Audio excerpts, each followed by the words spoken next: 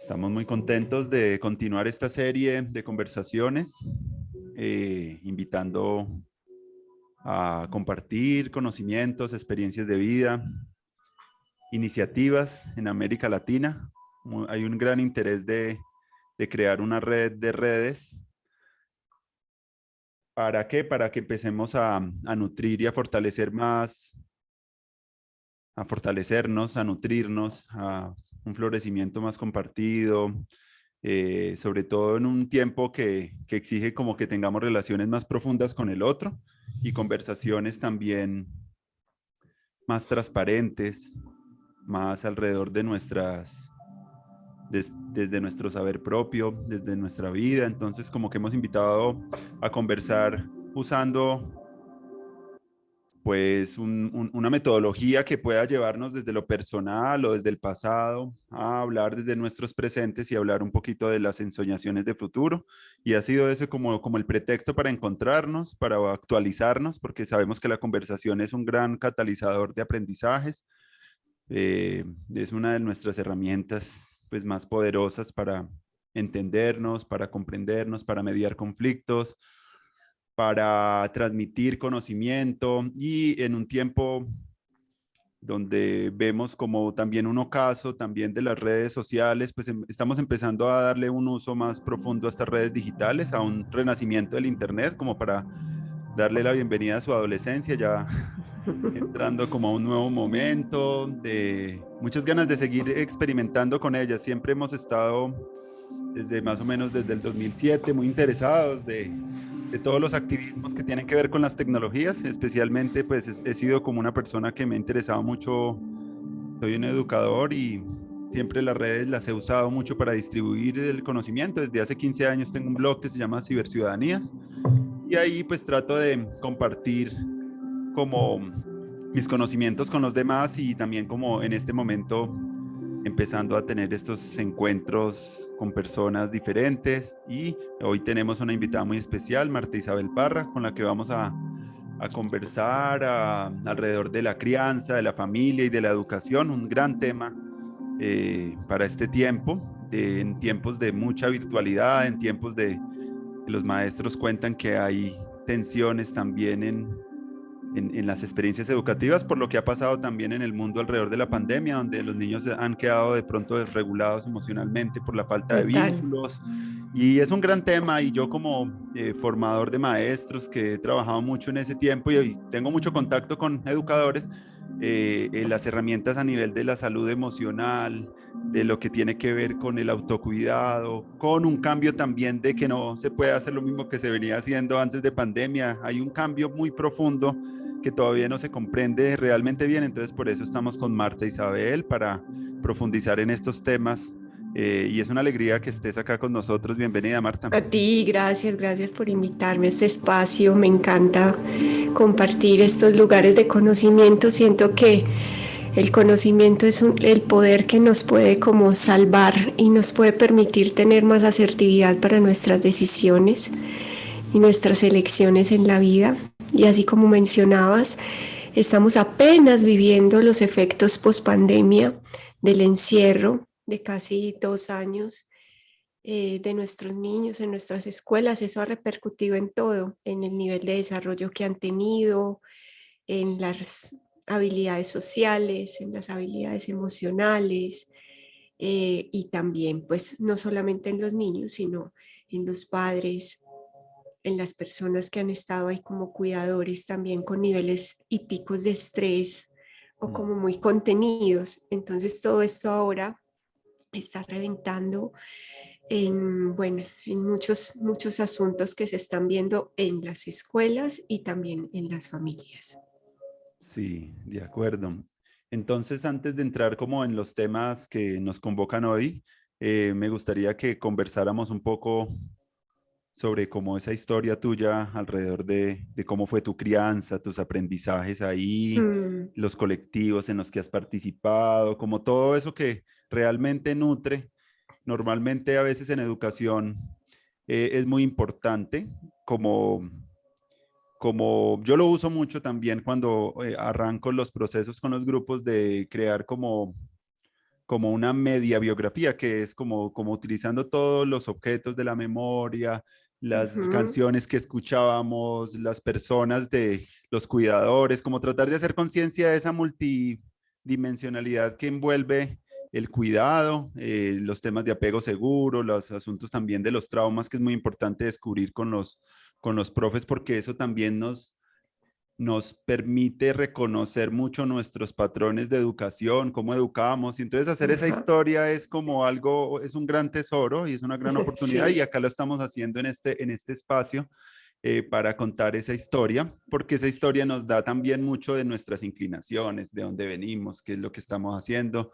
total. Y eso también para los que nos escuchan también se vuelve una posibilidad de que el que no lo haya hecho, pues hacer esa autoindagación es muy importante como un ejercicio inicial de autoconocimiento. Entonces te invito a que Totalmente. hagamos esa historia y la compartamos. Marta, bienvenida. Bueno, eh, esa historia, casi 50 años que tengo, pero realmente yo siento que el trabajar ahora con crianza, con niños jóvenes, soy psicóloga, actualmente soy psicóloga infantil, de atrás como de atrás, eh, acompaño familias, ¿cierto? Y yo siento mucho que esta misión de vida me encontró a mí, porque yo no estaba buscando trabajar en este ámbito y me he reconciliado con mi propia infancia, ¿sabes? Porque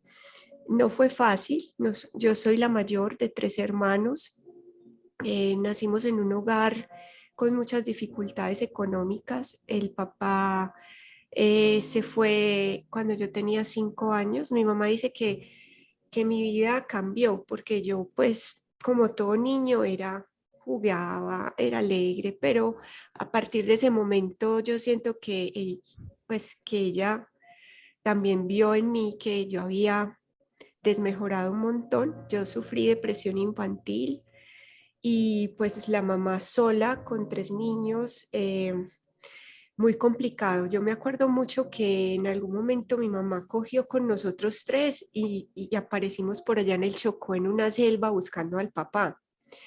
Que él era un aventurero, pues lo buscábamos en el Chocó, en una chalupa por allá en un barco, en el río Magdalena, estábamos, él siempre era como yéndose y era muy complejo como uno tener un padre que amaba tanto, pues, pero ausente, ¿cierto? Y al volver, entonces con la mamá muy estresada, muy herida, una mujer muy guerrera, pues tratando como le ha tocado a muchas mamás colombianas, Mm. salir adelante con sus niños, ¿cierto? Trabajar en lo que le saliera. Ella terminó trabajando también en educación, fue maestra, trabajó en colegios y yo siento que eso también influyó mucho en mí con el tema educativo.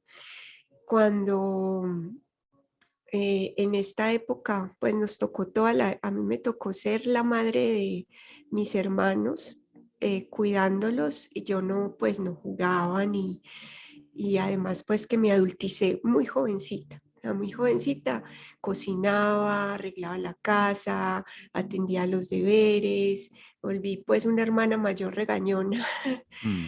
y muy juiciosa. Fui una de las niñas obedientes, modelo en el colegio, pero también yo creo que de ahí viene que ahora esté trabajando mucho dentro de los paradigmas de la crianza que tenemos es ya no que necesitamos niños obedientes, sino niños con criterio, o sea, que puedan realmente decir a qué le dicen que sí, a qué le dicen que no, argumentar, bueno. Ese es otro tema que te voy a contar más adelante, cómo llegamos a eso. Pero cuando el papá regresa, cierto que regresa muy mal, regresa con alcoholismo y él se convertía como en un monstruo. Entonces era el miedo todo el tiempo imperante en mi casa, en donde estábamos, ya bien sea con los abuelos, porque la mamá trabajaba, o, o cuando él regresaba intempestivamente así, pero se volvía otra cosa. Entonces vivía en contextos, digamos, de violencia intrafamiliar muy complejos, donde pues el miedo en un niño es para él como que obstruir esa libertad que tiene un niño de explorar el mundo, de verlo. Para mí el mundo era peligroso.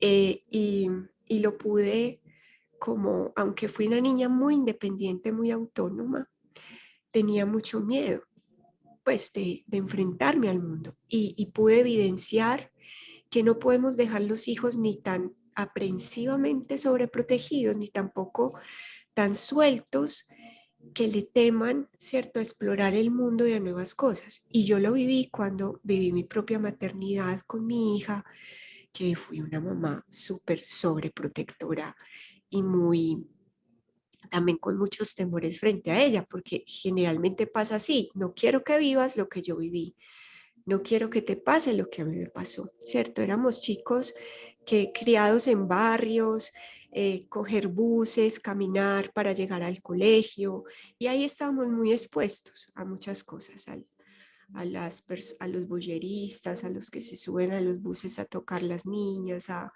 tantas cosas que pasan, digamos, en nosotros. Lo que sí es cierto es que yo desde muy joven empecé a trabajar. Como a los 14 años ya tuve mi primer empleo, porque yo tenía ese afán de ayudarla a la mamá, ¿cierto? De acompañarla, Mm. y porque siempre la vi cansada, estresada, ¿cierto? Una mujer que a mi edad, pues yo, pues tengo ya casi 50 años, yo me veo al lado de mi madre cuando tenía 40. Mi madre ya estaba súper envejecida Mm. y cansada, ¿cierto? Como sufría de la tiroides, sufría de muchos temas de salud, ¿cierto? Provocados por el estrés y la ansiedad. Sin embargo, tuvo cosas muy poderosas. Por ejemplo, nos escuchaba, nos hablaba, nos compraba libros. Nosotros, digamos que hemos crecido también con habilidades por haber tenido escasez, por haber tenido también una mamá preocupada por nosotros, que por lo menos no nos soltó. Entonces yo siento que es tan importante, yo digo pues, que los niños tengan ahora esas posibilidades de no tener familias perfectas, ¿cierto? De tener familias inconclusas, incompletas, con cambios, y de entender, percatarme en mi conciencia que yo puedo elegir una vida diferente, ¿cierto? Yo recuerdo mucho que yo dije, bueno, sí, yo voy a trabajar, pero yo voy a estudiar, ¿cierto? Y yo fui una de las que me pagué el estudio a punta de trabajo, me pude demorar unos 10 años en mi carrera, pero la terminé. Y en un momento de mi vida de cambio, yo creo que todos tenemos ciertos niveles en nuestros ciclos de vida. Nuestros ciclos vitales tienen cambios donde uno dice, a partir de este momento, yo hice un clic distinto con la vida. Fue cuando renuncié a mi trabajo estable, ¿cierto? De toda la vida. Yo trabajé en un banco muchos años, y cuando terminé mi carrera como psicóloga, mi meta era trabajar como psicóloga, y trabajé allá en el banco como psicóloga en toda el área de cultura. Yo soy psicóloga en el área social, entonces me gustaba mucho trabajar con grupos, con las personas, y me tocaba educar en el tema de servicio, ¿cierto? Entonces, educaba como a los empleados a tener como en el corazón a las personas. Ahí fue donde empecé a estudiar todo el tema de los vínculos. Me certifiqué en una metodología en psicopatología del vínculo, y también estudié un posgrado en intervenciones creativas, porque me encantaba el arte y me encantaba crear, me encantaba hacer cosas diferentes y pedagógicas. De hecho, mis terapias y las cosas que hago, yo me alejé mucho como del consultorio tradicional para diseñar experiencias para trabajar con la infancia y trabajar aquellos temas que son tan fundamentales en las escuelas, que quizás allá se quedan cortos por las políticas educativas que manejamos todavía, donde pues tienen que cumplir matemáticas, ciencias, pero ¿de qué le sirve a un niño saber dónde está Neptuno? si no sabe dónde poner su rabia, su frustración, ni siquiera sabe qué es eso, ¿cierto? Solo sabe que la siente o su miedo. Entonces, al volver después de sin trabajo, estaba atravesando por un divorcio, estaba en cero, pero yo como buena, como buena resiliente que soy súper resiliente, dije, pues yo ya estaba en la paila, no voy a poder otra vez empezar de nuevo, claro. Y al empezar de nuevo, recuerdo mucho que eh, conversando con una señora que se sentó al lado de mi silla en el bus, era la directora de una escuela acá mismo en Oriente, donde estoy, que ha crecido un montón en familias. Me dijo, eres psicóloga y ay, nosotros necesitamos apoyo externo para trabajar con los niños. Y yo dije, niños, sí, niños. Bueno, la experiencia que tengo de niños es madre, ¿cierto? Ser madre, ser una niña muy frustrada en mi infancia. Y a partir de eso me empezaron a llegar niños a mi vida que especialmente eso ocurre mucho, digamos, en el ámbito cuando trabajamos terapeutas y en el área de la salud, que nos llegan los casos que ya hemos vivido. Entonces, especialmente me llegaban los niños con mucho miedo o que se estaban separando sus papás o que algún papá tenía un problema de salud mental o de adicciones y que estaba yo decía, wow, lo mismo que yo viví. Entonces yo volví a ser niña hace apenas 10 años, volví a jugar, volví a hacer experimentos, como que la vida te da siempre la oportunidad de cerrar ciclos y de tener aquello que te faltó. Así tengas 20, 40, 30, no importa. Lo importante es escuchar.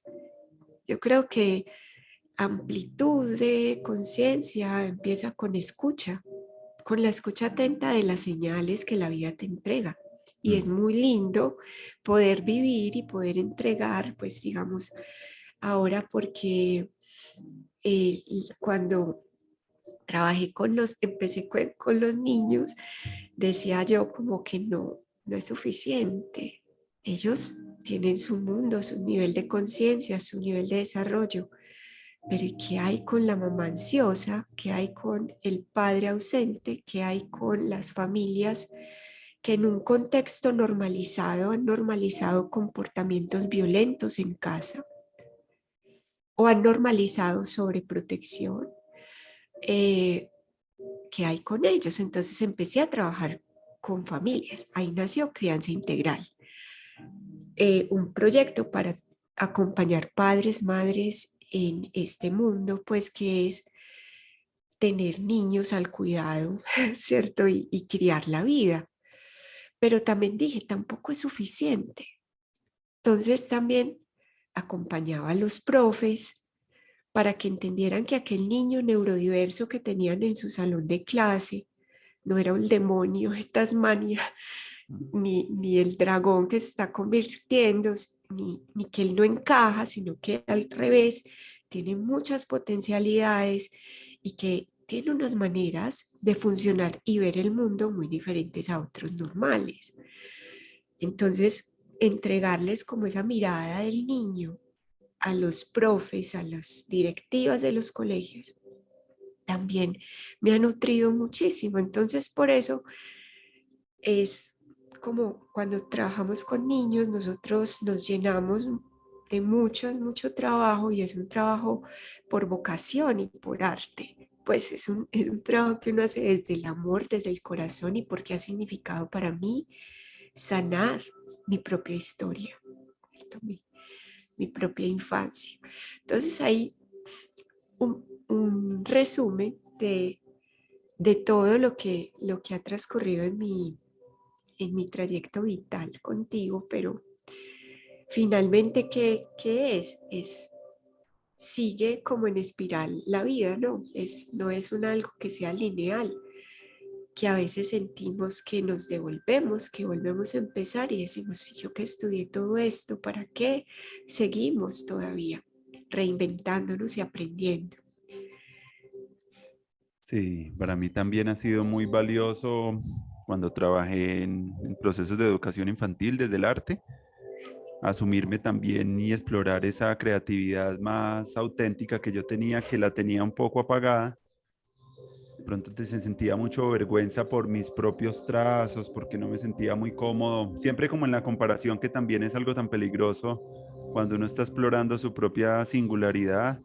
Y Sí, encontré mucho en esos espacios como algo terapéutico de jugar más y de explorar el mundo como lo exploran los niños, como con esa autenticidad y con esa apertura. Y viendo el trabajo con los niños, también noté que las didácticas para trabajo del arte no las enfoqué tanto hacia los niños, sino hacia las maestras, porque sentía que era en ellas donde primero tendría que recabar un cambio profundo, y ya teniendo ellas esa libertad de exploración, de juego, pues iban a hacer cosas maravillosas y fascinantes con los niños. Entonces se me invirtieron un poco los polos, porque no fue.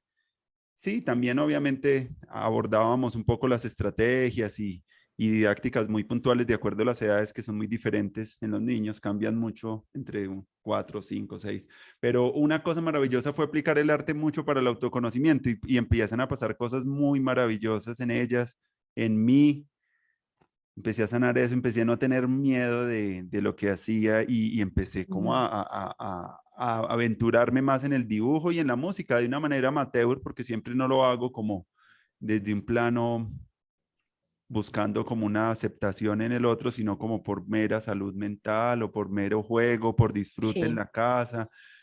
Lo he utilizado también como meditación. Dibujar, uno entra como en un estado donde no está, sino como ahí, sí, en el color, totalmente. las formas. Entonces ha sido lindo lo que cuentas, porque eh, eh, son procesos que requieren primero la transformación de los adultos, y eso es algo que para mí también ha sido algo importante. Si quieres, podríamos seguir hablando ahí sobre eso, de esas experiencias alrededor de la crianza integral, que es como uno de los temas que nos interesa hoy tocar, y seguir hilando la conversación por donde Sí, quiera. total. Mira, yo creo que me acuerdo mucho que me compré un escritorio y dije, pues en esta habitación voy a hacer mi consultorio. Cuando llegó mi primera paciente, una niña hermosa, se llamaba Violeta, tenía 6 años, y dijo, ¡qué aburridor! Esto es aburrido, porque ellos tienen, digamos, son los maestros más grandes, ¿cierto? Para nosotros. Y dije, sí, dime cómo lo decoramos, cómo lo organizamos.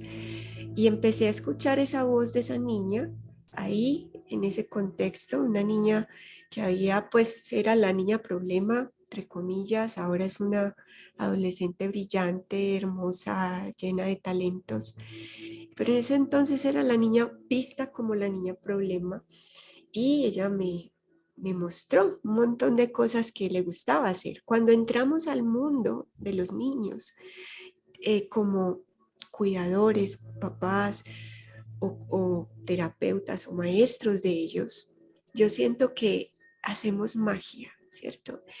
Y gracias a esa escucha de esa voz de ellos, no del esquema que yo tenía, pero es que en la universidad me enseñaron este protocolo y es que esto tenía que ser así de tanto tiempo. Entonces, empezar a romper estos paradigmas para poder realmente generar transformaciones, ¿cierto? Yo empecé rompiendo muchos paradigmas. Uno de ellos era que la consulta tenía que durar 40 minutos y ya, otro que tenía que estar en un escritorio. Yo dije, no, si yo no conecto con los niños, no voy a poder generar en ellos ese feedback, ¿cierto? Y pues me volví, mejor dicho, no sabía si yo era recreacionista, terapeuta, artista. Me llevó mucho a estudiar y a explorar porque a mí me gusta mucho aprender. Entonces, vi unas prácticas que se llaman el Art Thinking, no sé si las has escuchado. En España, pues hay toda una escuela del tema y es usar el arte como un medio para aprender.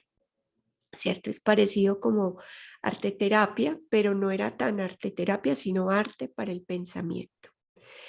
Y cómo utilizar pequeñas intervenciones como una manera de el ser humano expresarse. Y en un niño es maravilloso porque como ellos no tienen la conciencia ni el lenguaje para decir, es que esto que me pasa es porque mis papás están separados, o esto que tengo es miedo porque en el colegio me están haciendo bullying, o esto que tengo de miedo a la oscuridad o a los rayos, es porque estoy viviendo un cambio en casa o mi mamá está enferma y esto me preocupa.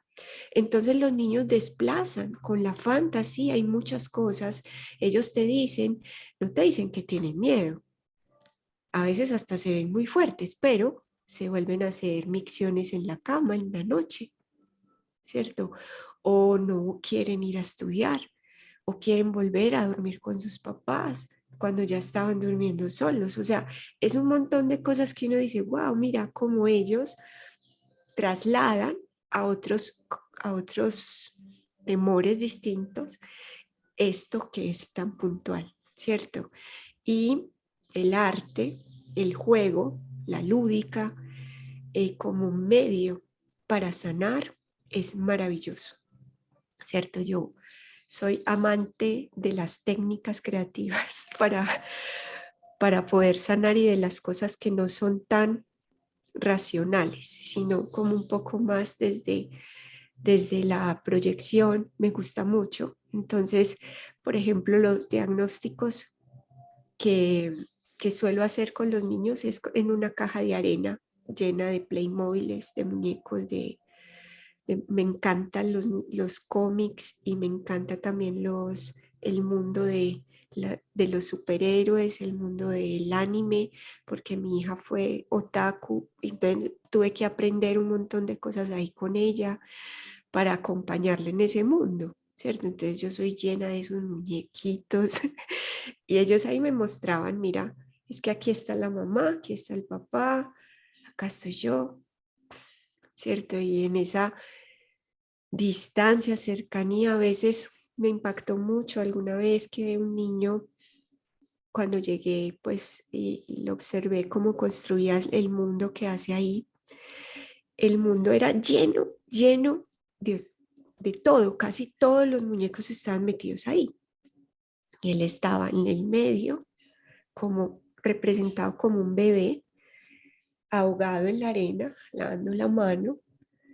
Y entonces le pregunté, ¿qué pasa en ese mundo? Y me dijo, no, es que él se está ahogando, está sufriendo, todo el mundo lo ve que está sufriendo, pero nadie lo escucha. Y dije, pues, wow, es real. Tantas miradas, tantas señales de alerta que vemos, por ejemplo, en los niños y no escuchamos, ¿cierto? O estamos atendiendo a los más ruidosos en la escuela, o estamos atendiendo a los que hacen más alboroto, los más necios, como decimos acá, pero aquellos calladitos que no dicen nada, que se aíslan, que no tienen amigos, esos niños, esos son los que necesitan ser escuchados. Y son más difíciles porque no llegan a ti. Responden a todo, de hecho hasta les va bien en sus materias, pero no ves que sonríen ni que le brillan los ojos. Entonces ahí es donde tienes que intervenir. No es en el niño necio, pues ese es un niño, ese es un niño. Entonces sí es real como yo dije que a partir de esa percatación, cuando me traen mucho los niños problema, ¿cierto? Y todo lo que en la casa, digamos, solemos llamar como raro, como mal, por ejemplo, los niños que hacían mucha pataleta, berrinchosos, siempre la queja es, ¿por qué hace tanta pataleta? Que es muy grosero y manipulador cuando es un niño. Y yo, o como es en estos días, fue muy gracioso porque me traen un niño particularmente, pues correcto, políticamente correcto en todo, un niño cuidadoso, ordenado, estructurado, no se atrevía a coger un color sin mi permiso. Yo dije, vaya, es muy estructurado este niño, cuando debería estar libre de jugar. Y me acuerdo mucho que él me dijo, entonces si esto se ensucia, no hay problema. Yo no, lo limpiamos, porque todo lo que tiene solución no es un problema. Entonces, pues lo vamos a limpiar. Y cuando hablo con el papá, me dice, sí, es que el niño es demasiado perfeccionista, demasiado rígido. ¿Y qué es lo que para ti es importante? No, que él se cepille los dientes a las 8, que se vaya bien comido para el colegio. Yo veía en él la misma rigidez. Y por eso es que primero tenemos que sanar para poder amar. Yo siento que si nosotros, como papás, como adultos, como maestros, nos sanamos primero, terminamos proyectando en los niños todos nuestros más profundos miedos, porque ellos se convierten en espejo de todo lo que tú tienes que sanar. Y por eso es que crianza integral, porque generalmente pues ahí como contándote un poquito de dónde surge este modelo, y es que todas las teorías de crianza están muy volcadas en los comportamientos de los niños, ¿cierto? O también de los padres, ¿cierto? Pero comportamientos, o sea, solamente una cara externa de lo que se evidencia, ¿cierto? Y digamos también es como lo que la audiencia ahora quiere escuchar, o sea, ¿cómo hago que mi hijo obedezca? ¿Cómo hago que mi hijo no haga tanta pataleta? Etcétera, etcétera, etcétera. Sin embargo, hay un trasfondo mucho más profundo de ese iceberg que vemos de comportamiento, y es que debajo de eso están ese mundo interno de los padres que proyectamos en ellos. Entonces, los hijos, una de las grandes aprendizajes que he tenido en esta escuela es que los niños realmente no vienen a cumplir tus expectativas como adulto, ni a tapar los sueños que tú dejaste de tener, sino que vienen a mostrarte como de una manera muy hermosa, porque es una manera muy real de mostrarte así en tu cara lo que tú tienes que sanar. Entonces, por ejemplo, en familias muy estructurales salen los niños artistas, creativos, o al revés, en familias muy creativas y artísticas salen el niño estructurado, ordenado, que quiere la rigurosidad. Pues yo tuve un caso con una familia que yo dije que esta es la familia ideal, qué lindo, pues fotógrafos, publicistas, yo los veía súper libres, hasta tenían el cuerpo lleno de tatuajes, de intervenciones, y la niña de corbatín, toda juiciosa, decía, pero papás, vamos a llegar tarde, o sea, de 5 años. Y ellos dijeron, sabes, ese es el gran aprendizaje que tenemos, porque nuestra niña necesita estructura y somos nosotros demasiado libres. Entonces estaba la niña desbordada, ¿cierto? Porque necesitaba rutina, orden, que le dijeran como qué seguir para poderse sentir segura. Entonces, hoy la niña estudia en un colegio de los más académicos que tiene esta ciudad, y los papás felices, pues ella está feliz, y los papás también le enseñan esa libertad que ella necesita aprender a ser, ¿cierto? Libre, porque es parte de un sistema. Nosotros somos parte de un sistema que se nutre uno al otro. Entonces, pues podrás ver, ahí me tienes que ir parando, Andrés, porque yo me puedo No. sentar en la palabra a contarles muchas cosas, pero Sí, es muy importante sanar para amar es lo primero, sí. que habláramos un poquito del modelo que has construido y es que como la base de tu trabajo, porque me parece muy clave, incluso también cuando uno mira la medicina, se reduce mucho a los aspectos físicos y del comportamiento, de los síntomas, pero casi no se hablan de los otros elementos que constituyen nuestra propia experiencia. Entonces, ¿cómo estás usando la perspectiva integral y cómo la conociste, también me interesaría saber y cómo lo has estado como empleando en Ajá. tu propia búsqueda, porque Sí, siento sí, que sí, sí. yo hace 10 años reconocí el modelo integral y pues para mí eso hubo un principio y un después para mis prácticas pedagógicas, para mi escritura, para mis prácticas integrales de vida, eso me cambió mucho y me dio a conocer también infinitud de prácticas del cuerpo, a nivel espiritual, como que empecé como a sentir una inclinación más fuerte de trabajarme a mí mismo y fue para mí una revelación, la práctica integral de vida, ¿Mm? el libro este de Terry Patten y claro, empecé yo como además del arte, a meter un poco elementos más de la espiritualidad en las escuelas, la meditación, la contemplación, Total. incluso me he nutrido también en esa práctica pedagógica en ese primer cuadrante que es el de la interioridad, del yo, lo que tiene que ver con el mundo ancestral, que también me ha llevado también a ver que hay muchos elementos en nuestras culturas andinas, andino-amazónicas, de conexión con ese mundo. Y entonces como en ese collage encuentra uno muchas oportunidades para experimentar con los otros en un espacio de co-creación y educativo. Entonces, hablemos un poquito de ese, cómo fue ese encuentro para ti y también, eh, también por donde quieras, Sí, sí, ir introduciendo pues el bueno, modelo. si me permites, puedo compartir Claro, pantalla y el modelo acá. Todo empezó por una inquietud personal que tenía respecto de cómo construir paz en casa. Precisamente por el contexto violento y de violencia intrafamiliar. No sé si sabes ahora, hay las leyes que desafortunado es que empiecen a aparecer porque aparecen casos, ¿cierto? Hace la última ley que se aprobó de respecto de la infancia, protección a la infancia, que estamos hablando de infancia o darle un lugar al niño hace muy poco tiempo. O sea, esto no tiene ni 100 años, tiene 50, 60 años.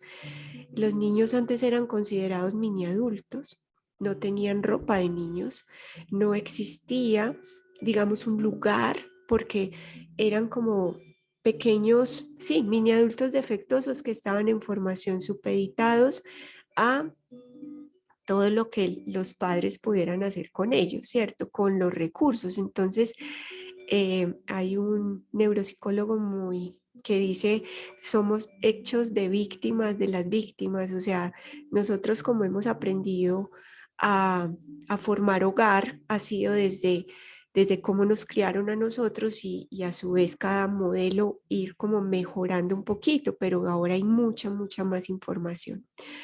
Entonces, en ese tema, en esa reinvención que te estaba contando que tuve hace ya unos 11 10 años atrás, yo quería, porque todo lo que me inquieta siempre lo anotaba y decía, ¿cómo esto lo vuelvo algo más integral? Pues yo hasta lo decía así con la palabra integral.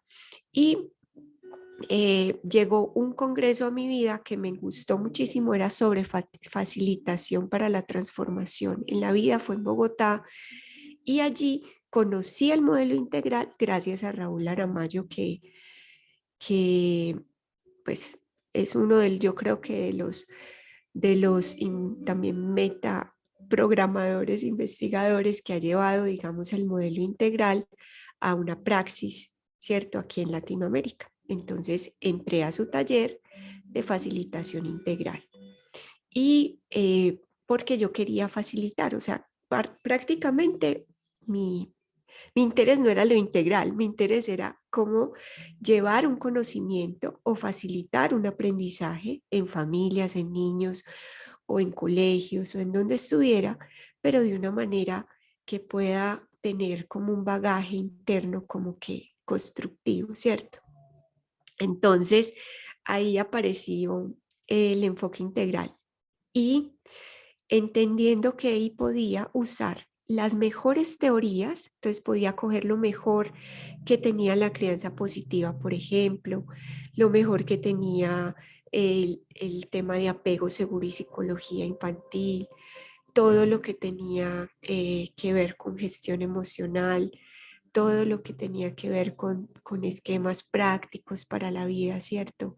Y también con el tema de convivencia, con todo lo que me había enseñado cultura de paz en familia y trabajar pues en familias, con familias, digamos, en conflicto o en situación de conflicto, que parte de mi historia y mi trayecto pues de trabajo había sido también trabajar en comunidades vulneradas y con niños vulnerados por la violencia, desplazados. Entonces, bueno, aquí pues buscando la paz en familia, logré como, les quiero compartir, bueno, estos son como 5 aprendizajes que los niños te enseñan de paz todo el tiempo, pero en otro momento te lo cuento. Era esto. Este es digamos, un poco como los 4 cuadrantes que maneja el enfoque integral, pero estaban conectados con el panorama actual que vivimos en crianza, en las familias, ¿cierto? En este cuadrante interno, que es el del lado izquierdo hacia arriba, ese cuadrante interior individual, familias como Rápido y Furioso. Pues yo por eso tengo esta foto aquí de Rápido y Furioso, porque es así. O sea, quieren resultados ya, recetas, viven pues a millón, incluyendo la pandemia. También vivíamos a millón internamente en la casa, porque éramos como tratando de que este tiempo pasara rápido y nos gustaba todo rápido, pues nos gusta todo rápido, recetas, cosas que funcionen ya, la fórmula mágica para, ¿cierto? Entonces, digamos que en este panorama interno lo que hay es un bypass en crianza, donde los papás quieren que me den la receta o que el psicólogo me organice este niño o que esto, sin hacer un trabajo interno, sin tú mirarte a ti mismo, ¿cierto? Es complejo de lograr esa transformación. Y la parte externa veíamos que no es la familia que uno ve en las fotos, pues que quede maravilla. O sea, nuestras familias están así, agotadas, papás agotados, cansados, con una enorme presión social, cultural, de que tienen que hacer lo mejor que sus propios padres, de que tienen que, pues, mejorar el sistema evolutivamente. Y los niños demandantes, porque son demandantes, ¿cierto? Yo soy una de las que digo que los niños son dame, dame, dame, ¿cierto? Tienen las manos muy abiertas a dar, pero como son manos pequeñas, los papás se desviven en dar y ellos solo reciben un poquito. Tanto así que uno, cuando empieza a sanar su propia infancia y su propia historia, se da cuenta que los papás no fueron ni tan malos, ni tampoco yo fui tan abandonada, tan rechazada, pero yo recuerdo, es como aquellas cosas que más me dolieron, porque dentro de esto, lo que más nos ha dolido y lo que nos ha traumado en nuestra infancia no es haber tenido papás imperfectos, es habernos sentido muy solos en un momento difícil. En el fondo es eso. Es no, porque si tuviste, digamos, una mamá ausente, un papá ausente, pero una abuela, un abuelo, un profe, lo vivo mucho con niños que llegan y me dicen, no, es que este profesor cambió mi vida. Él me escuchaba en el descanso. Él me vio que estaba sola y se acercó a mí y me dijo, mira, te presto este libro.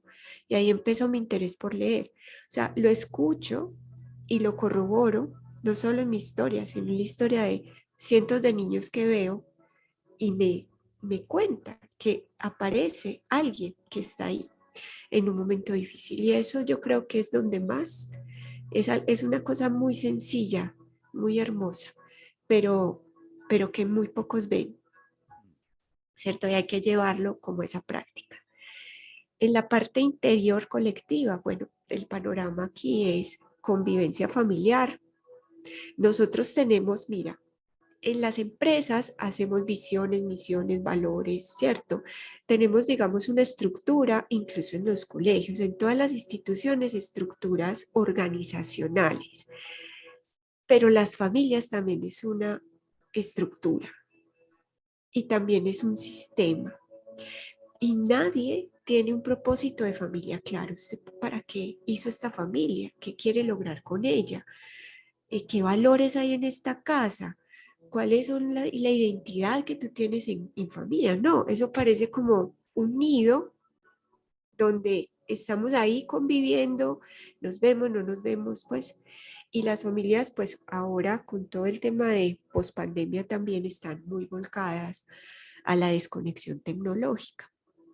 O sea, estamos conectados a celulares, muy desconectados de la mirada, de hablar, de ver al otro, de realmente conectarme con la presencia, que es la presencia es un tema que hay que cultivar en las familias, ¿cierto? Porque incluso uno lo ve, este escenario del papá quizás que tiene el fin de semana a sus hijos, entonces los lleva a un parque o a un super juego mecánico y él se sienta a ver su celular. Y eso no es conexión, ¿cierto? Eso no es conexión. Un niño necesita conexión y presencia. Y el panorama externo es este y es todos los sistemas prácticos que hay, rutinas, bueno, ahí sí, todo lo que nos ha enseñado, digamos, la psicología positiva, la psicología infantil, todas las herramientas que tenemos para poder poner en práctica, pero las herramientas que tuvimos quizás en la pandemia se nos fueron todas virtuales y los niños se saturaron, no había control de ello y ahora pues un tema complejo por niños que tenían acceso a tecnología 7x24 sin tener, digamos, unos niveles de autocontrol todavía en desarrollo, entonces eso les ha generado adicción, que los niños vean pornografía desde muy temprana edad, que empiecen a estar vulnerados por el ciberespacio, bueno, todo lo que vemos como problemáticas hoy en día. Entonces, esto es el panorama, la fotografía desde esos 4 cuadrantes. Y de ahí nace entonces el modelo de crianza integral, que son los espacios internos y externos para poder ser, hacer, convivir y transformar, ¿cierto? Que en crianza se volvió el ser como sanar, el hacer como crecer y acompañar a crecer, el convivir y el transformar familias. Entonces, en el ser, el objetivo aquí es crear espacios internos en casa donde exista baja tensión y alta claridad. Porque en el fondo nuestras familias no saben porque quieren como todo rápido y furioso ya. O sea, y los niños no se cuecen en microondas, sino en fogoncitos de leña. O sea, ellos viven el proceso, ellos viven el presente, ellos son coherentes con eso que necesitan. Entonces, pues si nosotros como padres tenemos baja tensión, bajamos los niveles de tensión y ahí pues aparecen todas las herramientas que tenemos interiores para trabajar en ello, ¿cierto? De hecho, la respiración es una muy clave, el podernos dar espacios en nuestros ritmos internos y externos, en este pulsar de la vida, nos ayudará a tener mucha claridad. En el externo, ver cada nivel de desarrollo como es, porque no es lo mismo lo que necesita un niño de 2 años a un adolescente o a un niño de 8. O sea, todos tenemos distintos niveles de complejidad y cuando yo tengo información, ya sé, es que a los 4 está apenas llenando su poder personal y quiere todo mío, por eso dice mío, yo quiero, y yo es que obligándolo a compartir. O sea, me genera un montón de insights y de nuevas perspectivas, el saber qué pasa en cada nivel de desarrollo. Y aquí, crianza integral se pues también se nutre de uno de los teóricos que es Terry O'Fallon.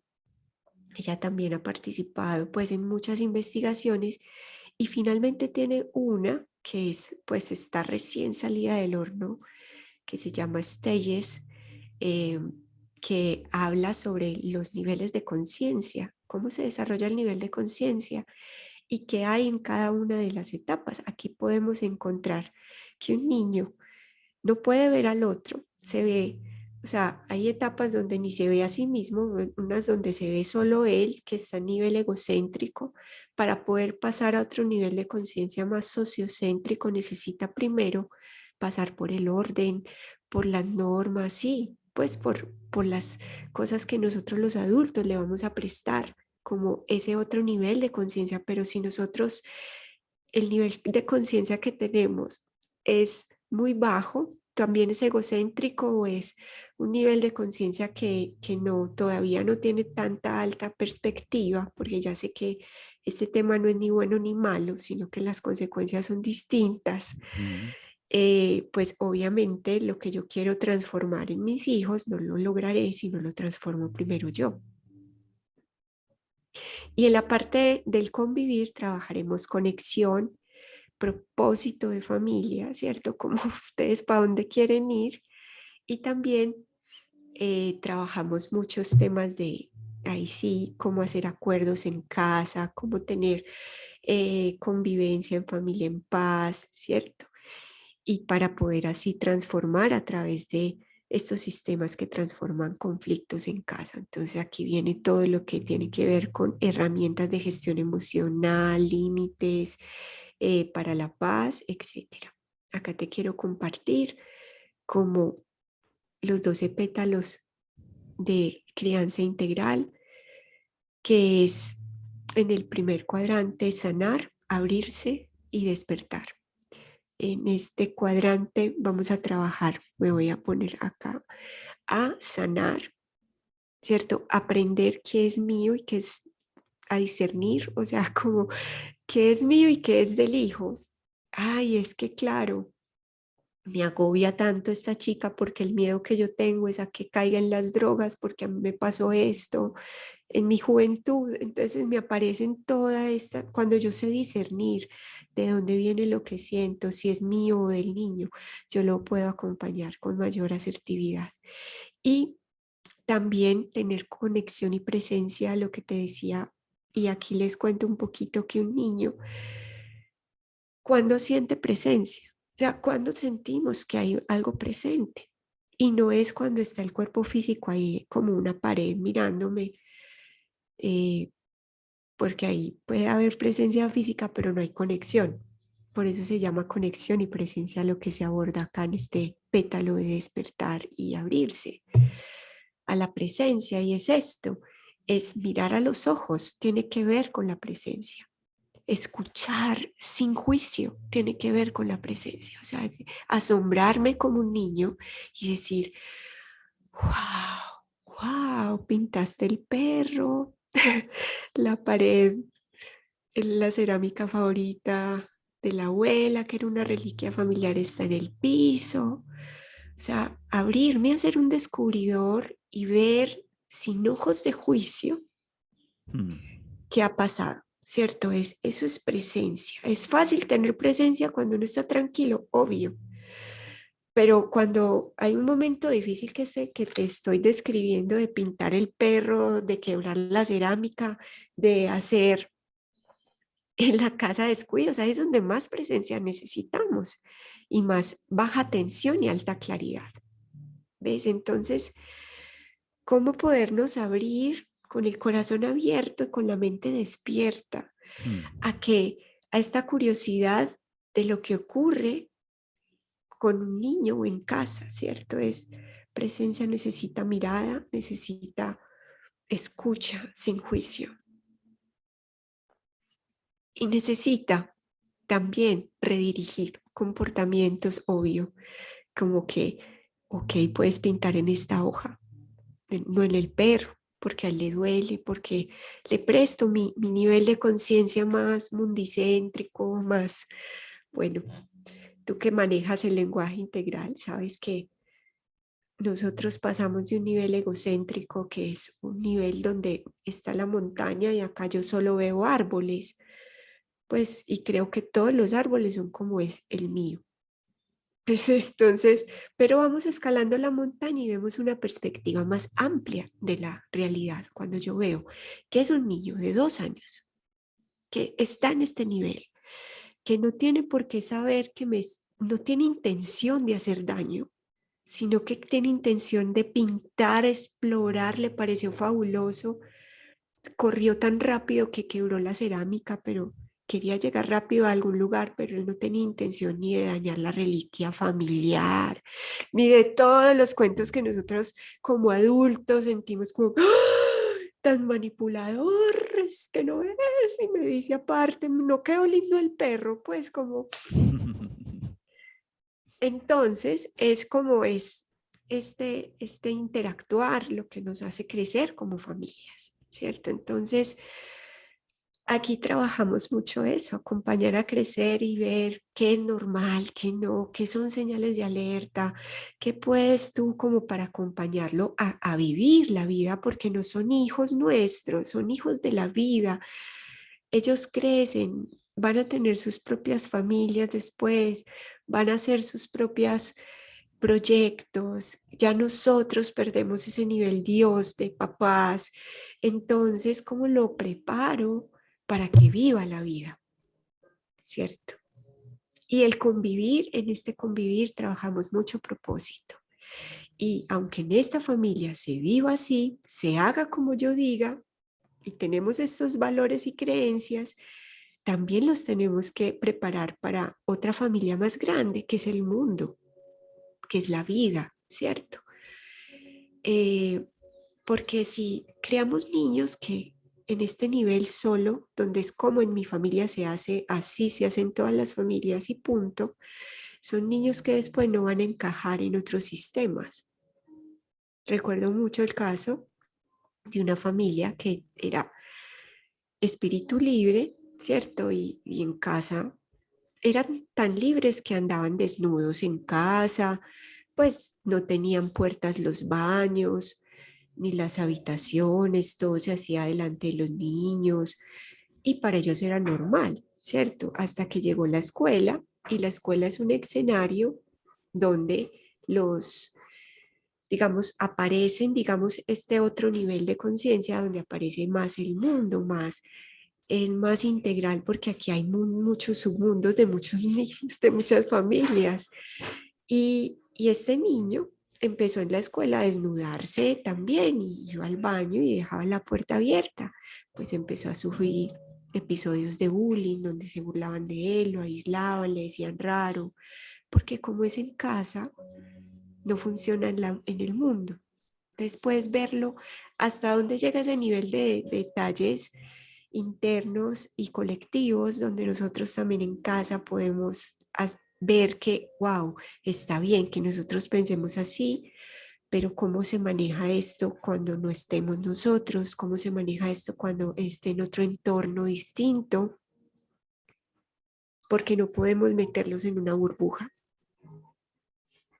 Y en el cuarto cuadrante trabajamos todo el tema de restauración, de participación, ¿cierto? Y de resiliencia. Lo que queremos lograr es cómo puedo yo tener niveles de poder en un momento difícil volver a sanar, volver a recuperarme, volver a estar, cómo hablo, cómo comunico para poder no herir los sentimientos de este niño, de esta niña, para acompañarlo, para saber que yo también como papá, mamá tengo miedos, me equivoco, no soy perfecta, ¿cierto? Y tengo esta conexión. Entonces, parte de esto es el modelo, es, es transformar familias para estar en paz. Yo siento que lejos de tener familias felices, que yo también me alejé un poco de ese propósito de que hay que tener felicidad, porque estábamos negando, digamos que también aparece la tristeza, también va a aparecer el estrés, también va a aparecer el miedo o va a aparecer la rabia. y tenemos que aprender a gestionarlo, porque cuando pretendemos ser felices, entonces negar esto que sucede, entonces creemos que esto que sucede, que es normal, que aparece, que es parte de aprender a ser resilientes, si lo tapo porque se aleja de mi propósito, entonces pues no hago como una gestión emocional. Entonces yo dije, no, yo no quiero familias que sean felices. Yo quiero familias que fluyan con todo lo que pasa naturalmente en las familias, en la vida, en las ciudades, en el mundo, ¿cierto? Que fluyan y que tengan niveles de paz más altos, ¿cierto? Niveles donde no, la familia es para mí un templo, es algo tan sagrado que uno debe entrar allí, así como entran en un niño, como quitándose los zapatos, o sea, es un territorio muy sagrado y hay que cuidarlo, ¿cierto? No concibo que ahora, y desafortunadamente en nuestro país, se normalice tanto la guerra interna en los hogares. Y las personas son muy amables en el metro o en el bus y le ceden el puesto al otro y todo, pero llegan a casa e insultan a su hijo, a su chiquito, a su esposa, o empiezan a haber juicios, ¿cierto? A burlas. Incluso esto se ha normalizado tanto por influencers, por conferencistas famosos. Yo escuchaba uno que decía, yo le hago bullying a mis hijos, porque así los protejo de que no le afecte, entonces, que le hagan bullying en el colegio. Y si vamos con esa lógica, entonces hay que maltratar al niño para que después no le afecte el maltrato. No, ese es un paradigma que hay que romper, ¿cierto? En casa nos tenemos que tratar bien, empezar a tratar bien, porque es el nido de verdad donde se teje realmente la salud mental de ciudadanos, pues que después vamos a convivir con otros y que vamos a crecer en un mundo realmente no para que este mundo, pues para enfrentar un mundo muy cruel, sino para que este mundo sea menos cruel, con más resiliencia, ¿cierto? Con más amor, con más valores. Yo creo en los valores, yo creo que en las familias tenemos que enseñar honestidad, tenemos que enseñar verdad, tenemos que enseñar amor y así nos dé pereza tender la cama, enseñar también esos hábitos, ser útiles, niños que aprenden también como a lavar su plato, a cocinar un día, los estoy preparando también para la vida. Claro, sí, Es es eso. cierto. La participación y ver al otro como un ser único, como un ser con capacidades, eso hace parte como del cambio de paradigma en los padres y en los educadores y como esta psicóloga que hablaba de los padres carpinteros y los padres jardineros, como que es más bonita la metáfora de esa paternidad que está como acompañando. Y una de las charlas hablamos en este programa de la pedagogía del acompañar, muy inspirada como en los pueblos Misak, que los niños están participando con el otro.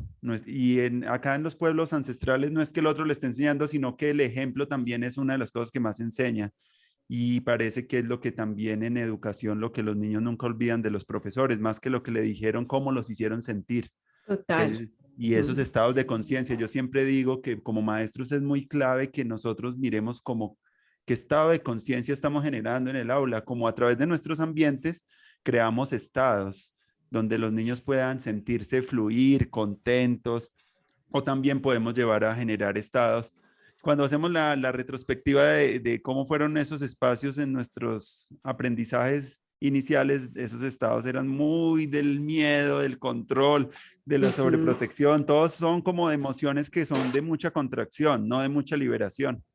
Y recuerdo Total. que este psicólogo de los 60 que pues, fue también muy criticado, pero pues tiene unas perlitas alrededor de cómo alrededor de la privación de las libertades en el cuerpo están realmente relacionadas con lo que estamos viendo en el mundo de los autoritarismos y los fascismos y de la gente que está aspirando a ver en el otro como a gente que los va a salvar, como un Estado muy paternal o un líder como Donald Trump, que manejan como unas dinámicas, pero parece que eso está muy radicado en las familias y en las maneras como criamos. Inconscientemente hacemos cosas pensando que estamos formando y lo que Y estamos total. realmente dirigiéndonos es a estados poco Sí, democráticos y fascistas. Virgin estamos, Ray pues, hablaba de eso y y me gustaría las familias son el, me gustaría pues, que reflexionáramos sobre eso porque estamos en un país y en un momento histórico donde ciertos modelos,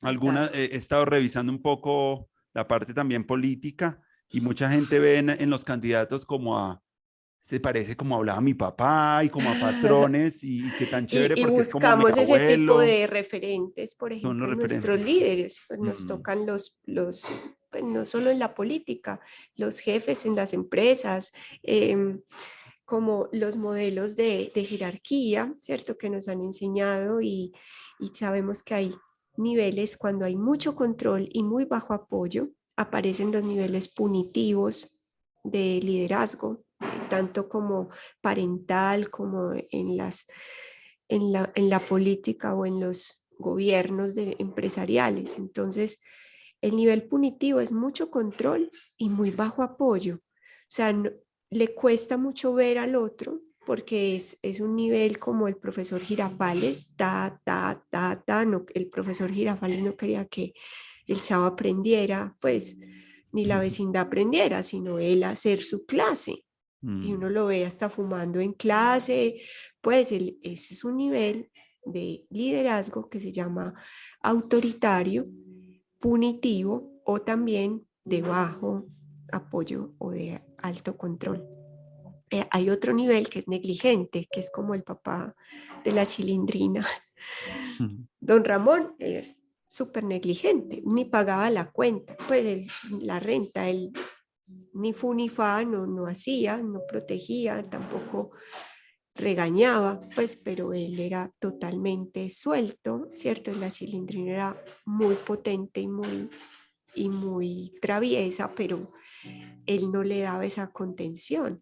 Y nosotros también tenemos gobiernos y líderes muy negligentes, o sea, ustedes verán, usted escogió eso, hágale, usted pues, listo, quémese con la plancha para que aprenda que eso quema, pues eso pues realmente, esos niveles donde hay tanta, pues no hay ni control ni tampoco hay apoyo, esos son niveles negligentes de liderazgo y eso no funciona tampoco, ya lo hemos visto en la práctica. Y los niveles donde hay mucha permisividad, por ejemplo, pues siguiendo el ejemplo de la metáfora del chavo, de doña Florinda es súper permisiva, o sea, ella es mi tesoro, el Kiko nunca hacía nada, lo protegía de todo, le pegaba al otro por él, lo salvaba, pero tampoco tenía control, o sea, son niveles de alto apoyo, pero muy bajo control. Uno necesita como ese equilibrio entre la exigencia, ¿cierto? La firmeza, que podríamos llamar mm. más que control, firmeza, porque lo hemos también malinterpretado mucho, y alto amor y apoyo, ¿cierto? Que creamos modelos restaurativos de liderazgos distintos, tanto en casas como porque mira, si tuvimos unos niveles negligentes, que son niveles negligentes o muy autoritarios, vamos a buscar líderes como que Mm. nos maltraten, nos traten así como nos trataba, eh, no sé, como el papá cuando llegaba borracho a la casa, pues porque es como inconscientemente buscamos. De hecho, nosotros terminamos buscando en nuestras relaciones de pareja después como sanando y decimos después, wow, me conseguí una igualita a mi mamá, un igualito a mi papá, uno, esto lo hacía también él. Y Mm. es un tema muy inconsciente, pero que terminamos eligiendo estilos de liderazgo para poder sanar nuestra propia historia. Y bueno, Colombia está atravesando por un momento así, de sanación, por un momento donde eh, ya las personas creo que han dicho que están muy cansadas de viejos modelos, pero que tampoco es, es elegir para que pierda otro, que eso también es muy arraigado en nuestra cultura, Mm. o para que a este le vaya mal, o para que esto, sino porque ¿qué vamos a elegir si sabemos que en el fondo no hay nada perfecto?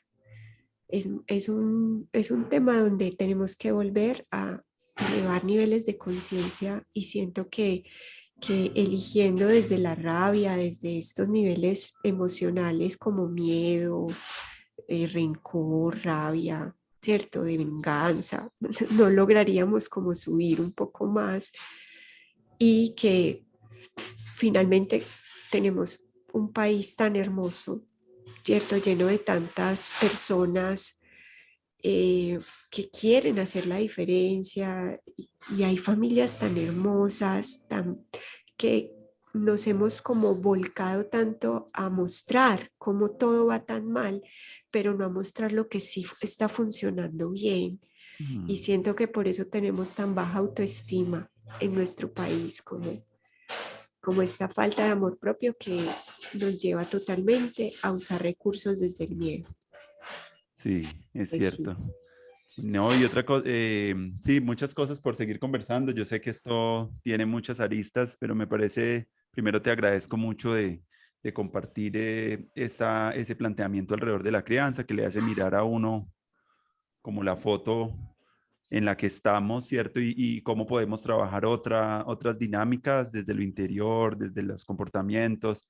Y cualquier solución que sea sostenible debería por lo menos mirar esos cuatro dimensiones, que es que lo que estamos construyendo, pues no se puede construir solo en un ámbito, sino que tenemos que por lo menos tener esas cuatro rutas de actuación que también sí, pues uno ve que en la política de cero a siempre pues ya se han venido dando también pasitos en el de la política pública, pero también uno ve también que hay expresiones cercanas de nuevas formas de ser padre, de ser hombre, y se están dando cambiecitos chiquitos. Hay otras cosas que podrían seguir aumentando en esa desidentificación de esos roles como de los niveles egocéntricos o como autoritarios, de la obediencia, del control.